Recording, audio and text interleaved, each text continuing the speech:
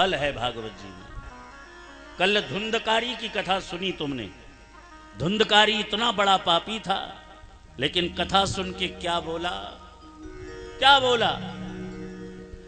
धन्या भागवती वार्ता। जहां कथा हो रही थी वहीं प्रकट हो गया बांस में से। कहां से निकला? बांस में से। और बड़ा दिव्य रूप बन करके खड़ा हो गया। बोले धन्या भागवती वार्ता। बोले धन्य है ये भागवत की कथा वार्ता।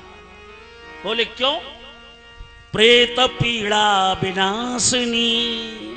अरे ये तो प्रेतों को भी शांत कर देती है, प्रेतों के कष्ट को भी दूर कर देती है। और तुम तो प्रेत नहीं हो, तुम तो मनुष्य हो, तुम्हारी पीड़ा कैसे दूर नहीं होगी? इसीलिए ग्रह कलेश, पारिवारिक दुख को दूर करने के लिए भागवत सुनिए। अच्छा, एक बात आती है कि कथा कब तक सुने?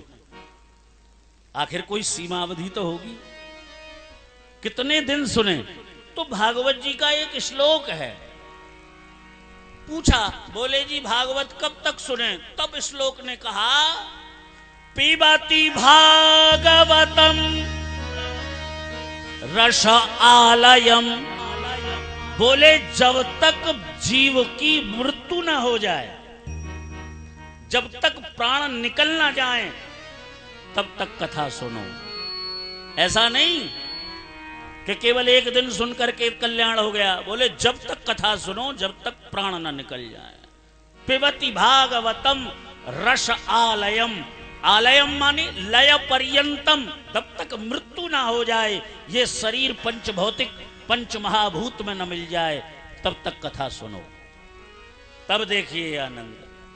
करना ही क्या है? अरे 1-2 घंटा कथा सुननी है, बस कुछ नहीं करना, बाकी पूरा सांसारिक काम करना है पूरी जिंदगी। ये कथा आई कैसे, व्यास जी ने ये लिखी कैसे, इसके बारे में आप जाने थोड़ा सा। देखिए, एक बार नारद जी बद्रिकाश्रम गए, व्यास जी के आश्रम में। व्यास जी का आश्रम कहां है? बद्रीनाथ से ऊपर माना गांव में। वहां उनके आश्रम का नाम है साम्यप्रास। आश्रम का क्या नाम है? साम्यप्रास आश्रम। उसी आश्रम में रहते थे व्यास जी। एक बार नारद जी वहीं गए बद्रिकाश्रम में, तो व्यास जी को दुखी स्थिति में देखा। व्यास जी बड़े दुखी थे। नारद जी ने कहा, व्यास जी आपके श्री चरणों में नमन। बोले आओ नारद जी, आओ बैठो। नारद जी बोले, दुनिया के अगर प्राणी दुखी हैं तो कोई बात नहीं, तुम भी दुखी हो क्यों? तब व्यास जी ने अपने मन की व्यथा कही। बोले क्या बताऊं, एक वेद था, मैंने 4 किए। भाई, एक वेद का विभाजन करके वेदों का व्यास किया मैंने, यानी ऋग्वेद, यजुर्वेद, सामवेद, अथर्ववेद, इन 4 भागों में बांट दिया। जब वेदों को भागों में बांटा तभी तो वेद व्यास का नाम पड़ा उनका। वेद का व्यास कर दिया, बड़ा कर दिया, उनको भागों में बांटा। और एक महाभारत जैसा 5वां मैंने वेद लिखा, महाकाव्य, जिसमें भगवान की संपूर्ण लीलाएं हैं। बोले फिर भी मेरे मन को शांति नहीं है। नारद जी ने कहा, ग्रंथ लिखना शांति का कारक है क्या? भाई, तुम्हारे यहां धन इकट्ठा करना, संतान पैदा करना, अच्छे अच्छे मकान बनाना, बड़ी संपत्ति कर लेना, ये सुख का कारक नहीं है। आज आपको बताता हूं, सुख तो बहुत बाद में मिलता है जाके। कब? थोड़ा सा सुनो, आपने भी पढ़ा है, मैंने भी पढ़ा है वो श्लोक, सब जानते हो, लेकिन मैं याद दिलाऊंगा तो तुम मान जाओगे।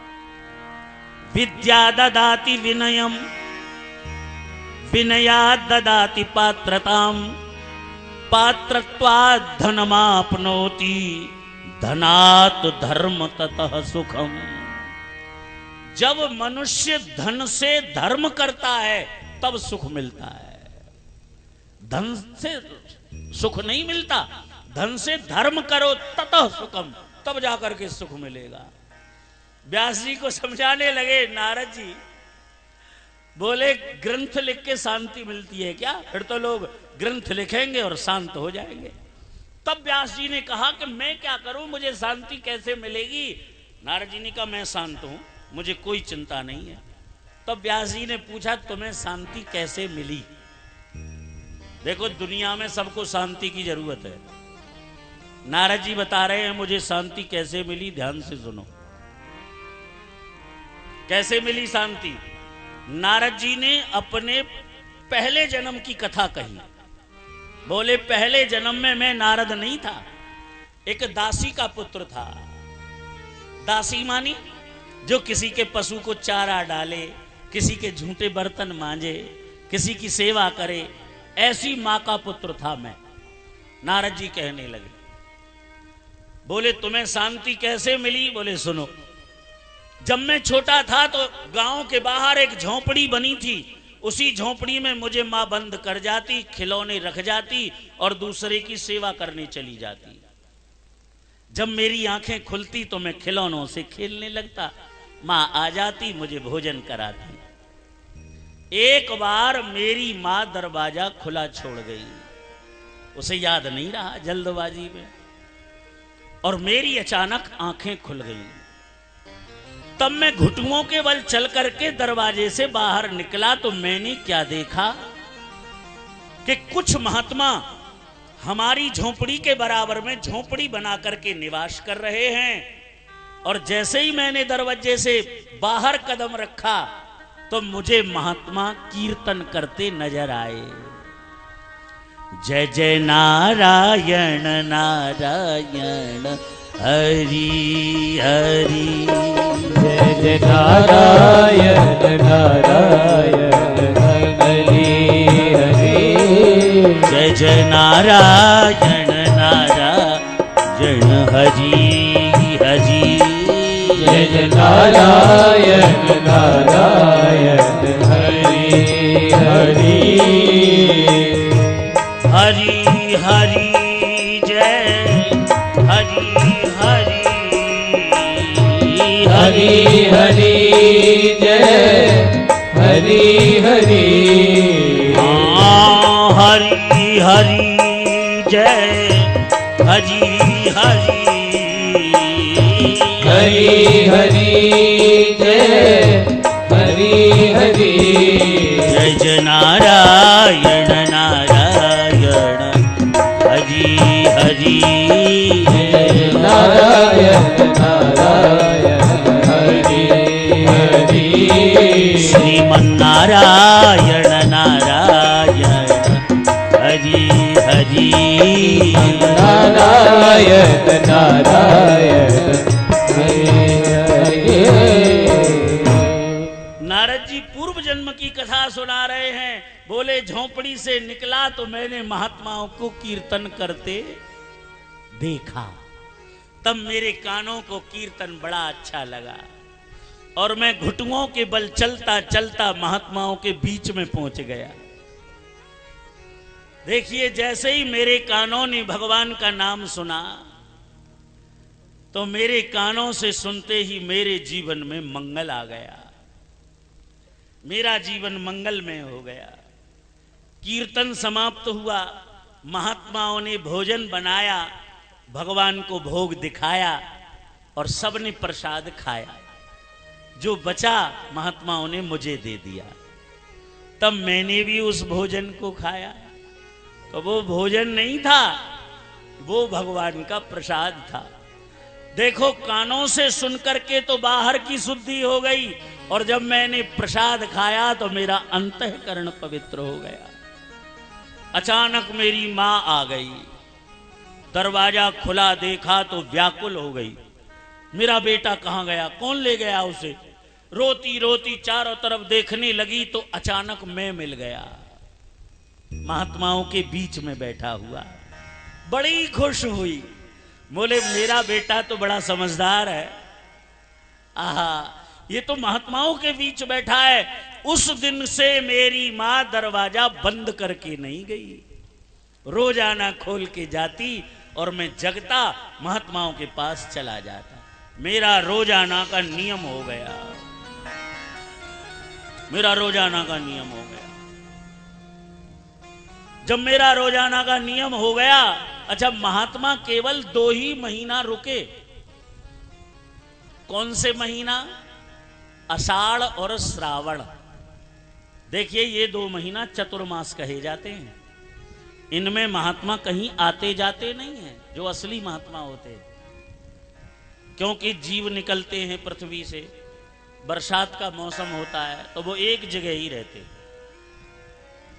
शास्त्र में तो गंगा स्नान भी निषेध लिखा है इन 2 महीने में, क्योंकि मां गंगा उस समय मलिन होती है, उसका पानी निर्मल नहीं होता, मिट्टी का पानी होता है, ऐसा लेख है।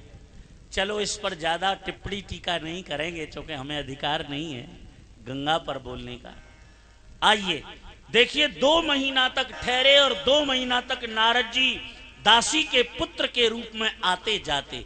अचानक वो महात्मा वहां से जाने लगे तो नारद जी बोले, व्यास जी मैं रोने लगा। क्यों? बोले जब ये चले जाएंगे तो मैं किसके साथ में मन लगाऊंगा, मेरा मन कैसे लगेगा। एक वृक्ष के नीचे बैठा मैं रो रहा था, तभी एक महात्मा आए और मेरे सर पे हाथ रख के बोले, बेटा रो मत, जैसा तूने देखा वैसा ही करना। ऐसा कहकर के चले गए। अब मैं रोजाना, महात्मा तो चले गए, सूर्य को अर्घ देता, रोजाना अग्नि में गायत्री मंत्र से आहुति डालता, रोजाना मैं नारायण नारायण का जाप करता।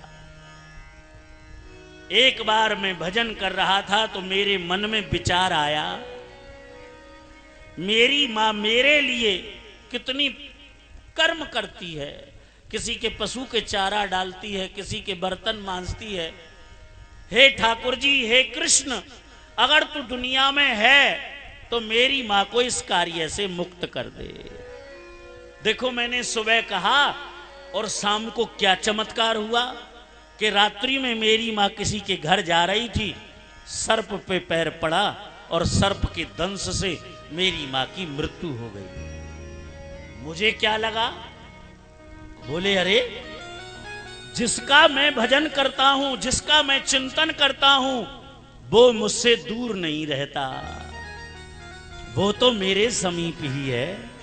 मैंने तो मन में कहा था और उसने सुन लिया, मेरी मां को मुक्त कर दिया। आप भी ध्यान कर लो, भगवान हमसे दूर नहीं है।